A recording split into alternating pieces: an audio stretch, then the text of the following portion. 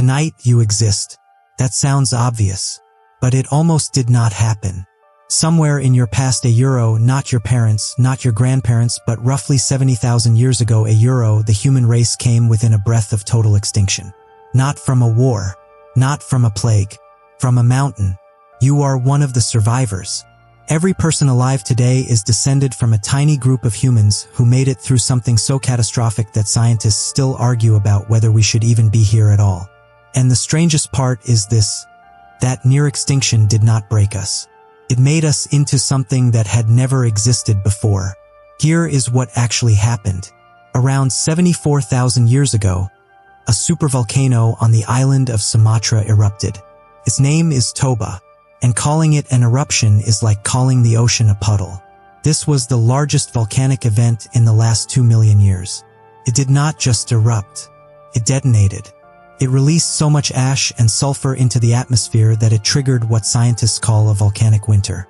Stanley Ambrose, an anthropologist at the University of Illinois, was one of the first researchers to connect this eruption directly to a dramatic collapse in early human populations.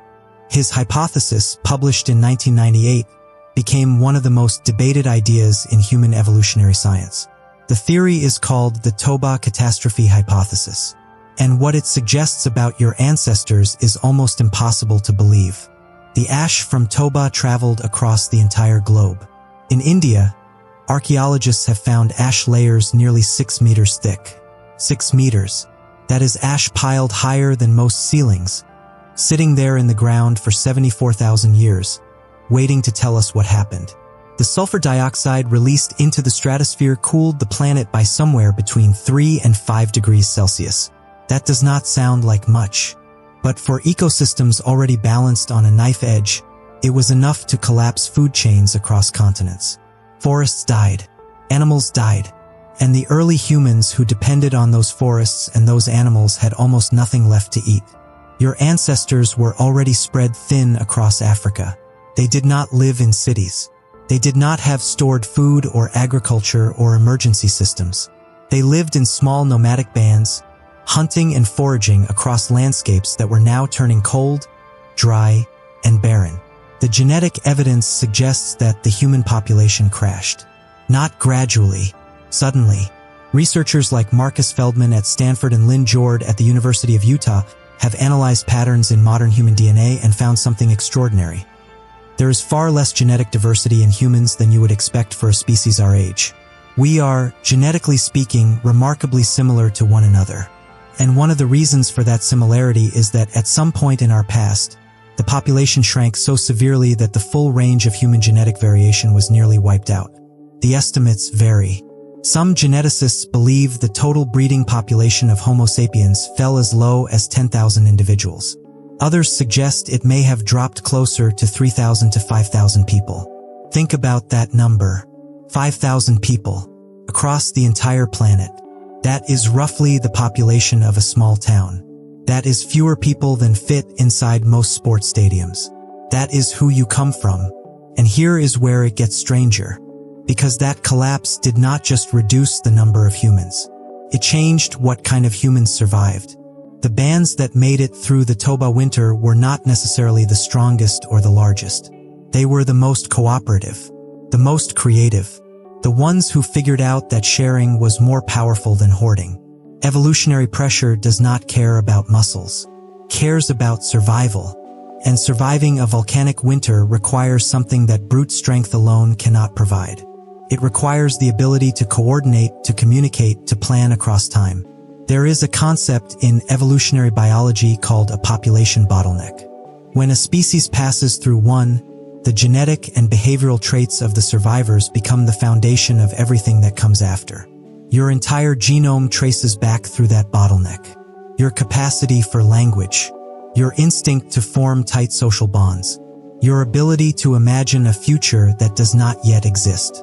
These traits did not appear randomly over millions of years. They may have been selected for intensely and rapidly during a crisis that nearly ended everything. Alison Brooks, a paleoanthropologist at George Washington University, has spent decades excavating sites in Africa that date to this period. What she and her colleagues have found suggests that in the aftermath of Toba, or perhaps in the pressures leading up to it, something shifted in how humans behaved. There is evidence of long-distance trade networks, of symbolic thinking, of tools becoming more sophisticated, not because humans suddenly became smarter, but because the survivors were the ones who had already learned to think in more complex, connected ways. The catastrophe filtered the population. What came out the other side was more refined. You feel the echo of this every time you reach out to someone when things fall apart. Every time disaster draws a community closer instead of tearing it apart. That instinct to bond under pressure is not a modern sentiment. It is ancient. It was forged in ash. But surviving the immediate eruption was only the beginning. The volcanic winter lasted for years, possibly decades.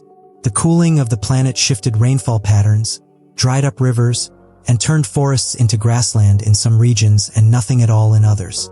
Early humans were forced to move, to adapt, to eat things they had never eaten before, to cross landscapes their ancestors had never crossed. Some of them moved toward coastlines, where the ocean still offered shellfish and marine life when the land had almost nothing. This is not a guess. The archaeological record in South Africa, particularly at sites like Pinnacle Point on the Southern Cape, shows evidence of humans exploiting marine resources during exactly this period. Researchers Curtis Marion and his team excavated this site and found evidence of shellfish harvesting, pigment use, and small blade technology dating back over 160,000 years, with what appears to be intensified activity during periods of severe climate stress. The ocean became a lifeline, the coast became a corridor, and some of the bands that followed it eventually gave rise to migration patterns that would, over tens of thousands of years, spread humans across the entire planet. Think about what that means. The people who left Africa and eventually populated every continent on Earth were the descendants of survivors. Descendants of the ones who kept moving when everything around them collapsed. You carry that forward momentum in your biology. That restlessness that makes you seek new environments, new challenges, new horizons. That is not a personality quirk. That is inheritance.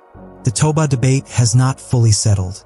Some scientists argue the evidence for a direct population collapse linked to the eruption is not strong enough. They point to archaeological sites in India where tool-making traditions appear continuous across the ash layer, suggesting some populations survived nearby without total collapse.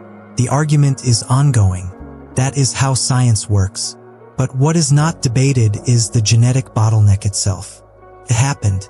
The DNA does not lie. At some point, the human family tree was pruned so severely that all of us living today are products of an incredibly narrow passage. You are the result of a filter, a catastrophic, terrifying, nearly fatal filter.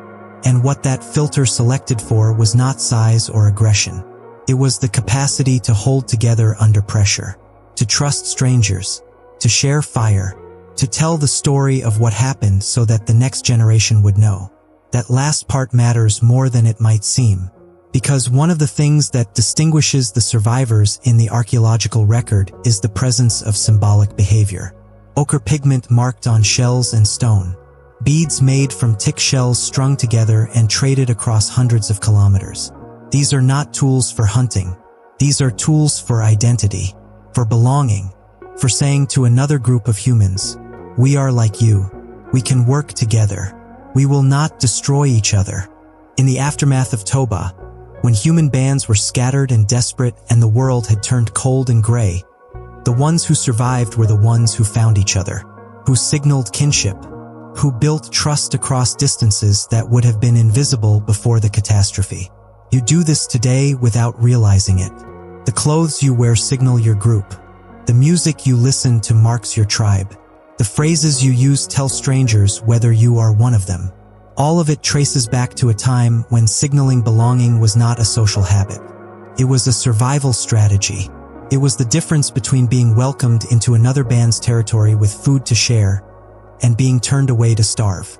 70,000 years is a long time, and yet the distance between then and now is shorter than it feels, because those survivors did not live in a world so different from the one you navigate.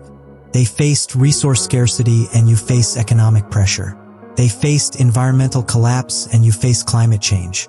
They faced the collapse of their social world, and you faced the disintegration of institutions you were told would hold. The shapes of the crises change.